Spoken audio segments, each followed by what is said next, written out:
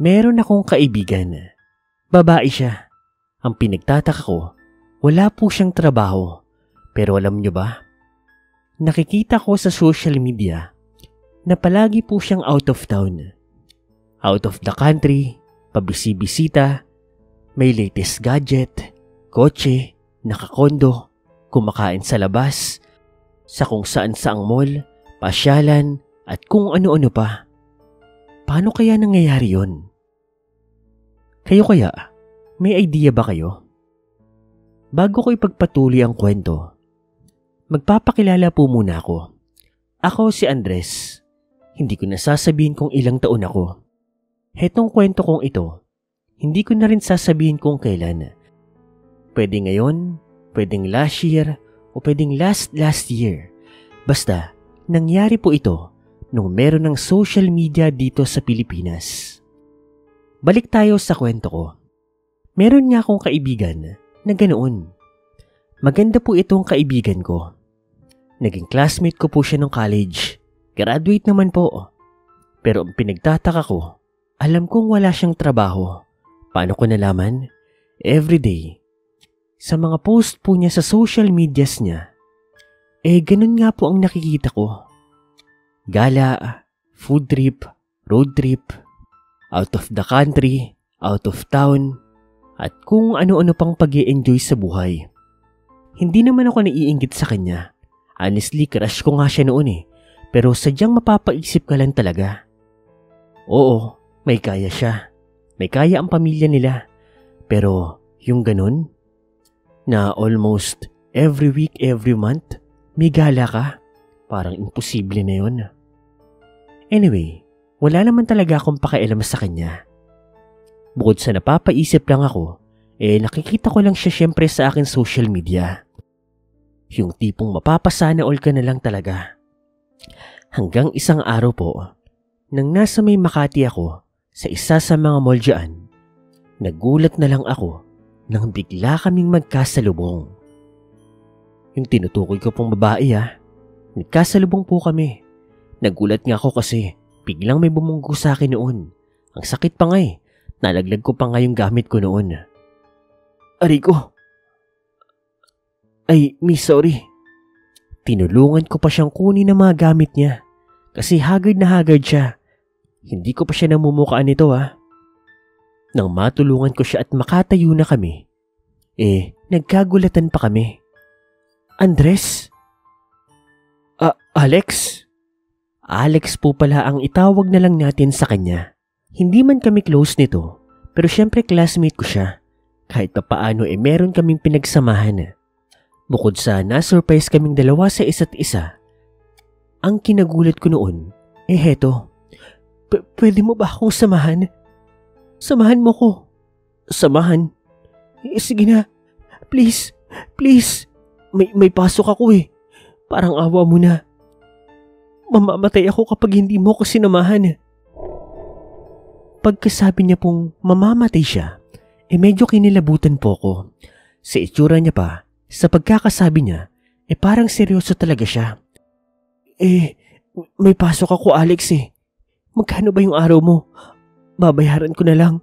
Please, samahan mo ko. Saktuhan lang naman po ang arawan ko noon. Siyempre, empleyado. Office worker sa may Makati. Panggabi kasi ako that time. Hindi niya pa ako napapapayag noon. Nang laking gulat ko na lang po. Nang bigla niya akong inabutan ng sobre. Oh, heto.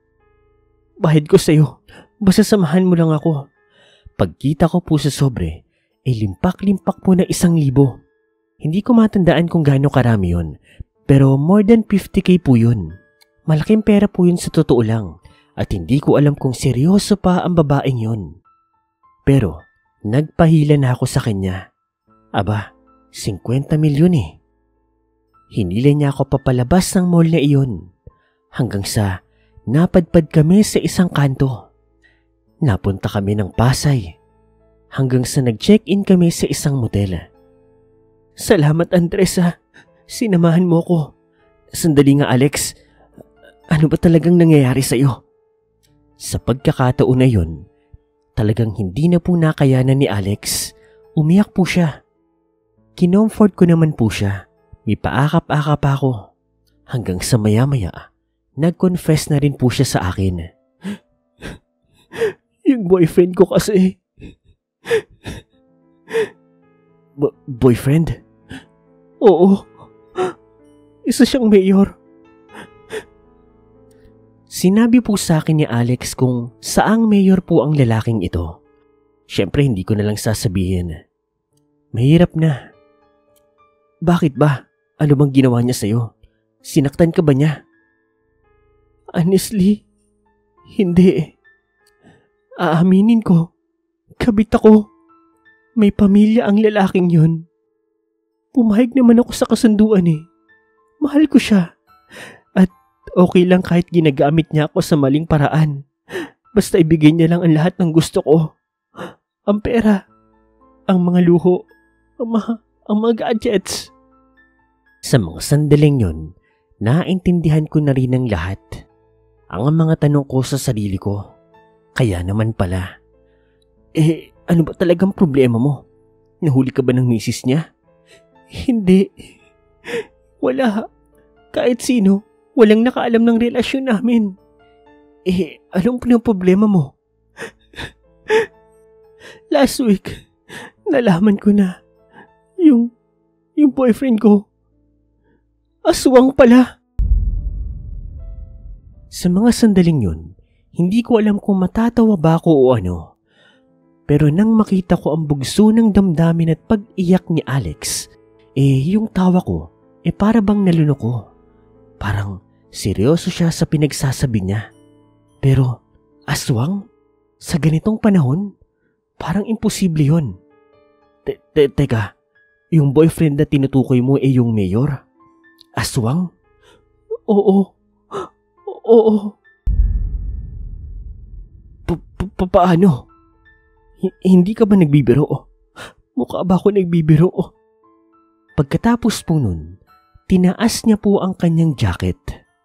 Hinubad niya ito at doon ko po nakita ang mga kagat sa iba't ibang parte ng kanyang katawan. Sa magkabilang kamay, sa leeg, maging sa tiyan. Sigurado ako, kagat yun ng hindi normal na nilalang.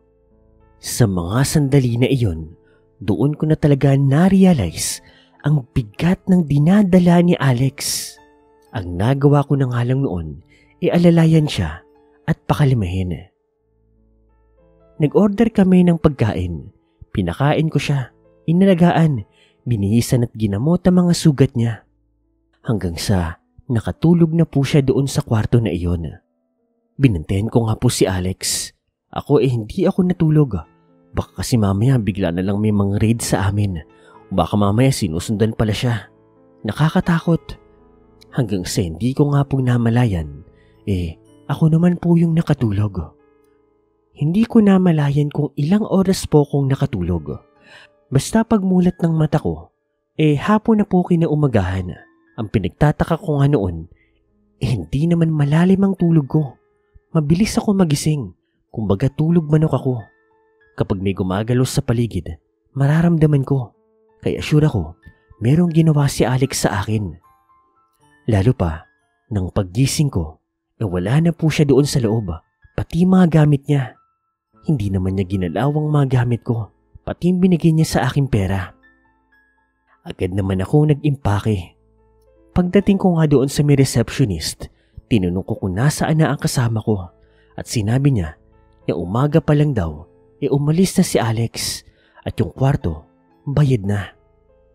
Ako naman po, mabilis na akong umalis. Diretso office nga ako kasi pasukan na naman. Sobrang haba talaga ng tulog ko noon. Nakapag-text naman ako sa amo ko ng sick leave ako, kaya wala namang problema. Anyway, after po noon, hindi ko na kailanman nakita pa si Alex. Nakakatakot sa totoo lang. Dahil alam nyo ba? Alam kong nagsasabi ng totoo si Alex. Hindi kami close, pero ramdam ko sa bawat salita niya. Totoong aswang ang mayor na yon. Hindi ko sasabihin kung sino ang mayor na yon, Pero kung gusto nyo, magbibigay na lang ako ng clue. Okay. Bago ko tapusin ang kwentong ito, gusto ko lang sabihin sa inyo na sa susunod na taon, mag-ingat kayo ng iboboto. Baka kasi mamaya, ang binoboto nyo na pala ay isang aswang.